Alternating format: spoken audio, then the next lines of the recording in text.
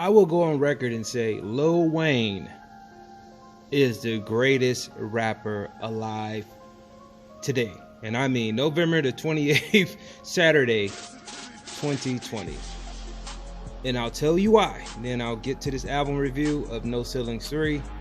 First of all, Lil Wayne is the only current rapper that's in his mid-30s, pushing 40, that remains relevant today, that came out in the late 90s. Lil Wayne came out in like the late 90s, bro. We're talking 20-something years in the game.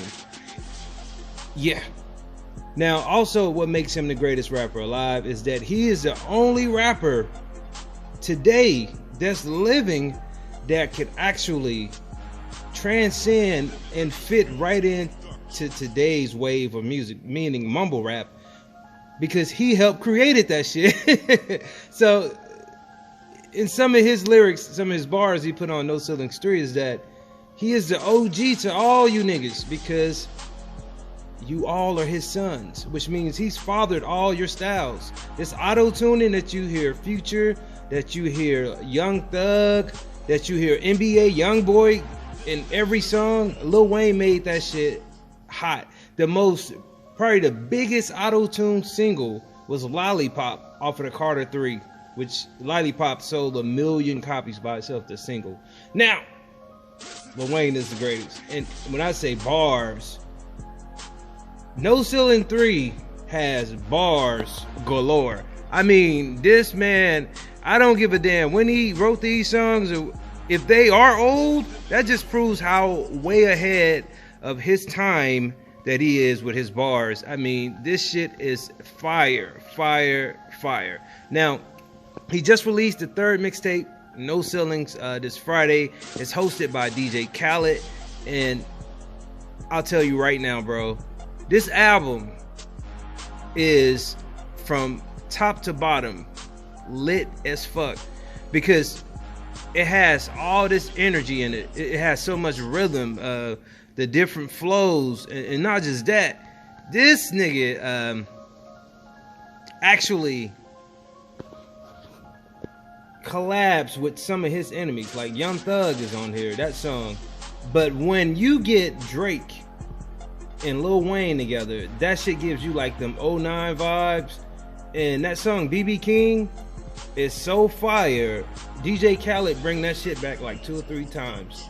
Bumbucklad is fire, bro. BB King, that freestyle with Drake, I mean, the duo, they're just undefeated. Together, they're so fire, bro. Like, it's just like a match made in heaven, those two. And I don't know if Drake wrote that shit. Whether he did or didn't, it was fire what he was spitting.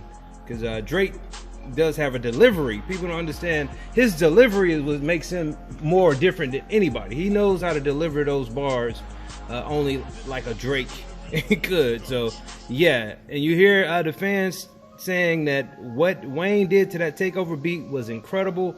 No Ceilings is known, the mixtapes are known for taking anybody beat can get it. It's kind of like jacking for beats. People that are familiar with Ice Cube grabbing Jacking for Beats, but he used it for dissing other rappers. But he compiled a bunch of beats and just started spitting on it. Lil Wayne does that with this No Ceilings mixtape, and he murdered Jay-Z's Takeover beat. I mean, that shit had me bobbing my head from the beginning to the end. And also, Byron said he is so thankful to be born during the age of Wayne, because Wayne is just the greatest out right now. And I mean, we could go against him in his political issues, but as far as music, that you can't front. This brother is super talented, man. And this shit is just dope. It's all around dope, bro. And I'll tell you right now, from the beginning to end, and this album got hella songs on it. You talk about the likes of Afro, Church. You got BB King, that freestyle with Drake. You got his little son is on here. He got his son. He's preparing for the future. He took a seat back, bro, for his son to shine. His son is doing like 2 or 3 songs on there. And I gotta give him big ups for that, because a lot of people wouldn't do that. But Wayne, no, he got in the game like that. He started at a very young age, like 14 to 13, spitting bars. And Life is Good is dope. I mean, it's so many dope songs on here, and you can't pinpoint when or where he did this, but you know they put it together. Gutter Gutter is on here. It's just fire, bro. T-Pain is on here. Like, you could tell some of these songs were done when he was on other projects. As him and T-Pain did a project together, but the way that it all came together, and to have the biggest DJ in the world is DJ Khaled. There's no bigger DJ, hands down.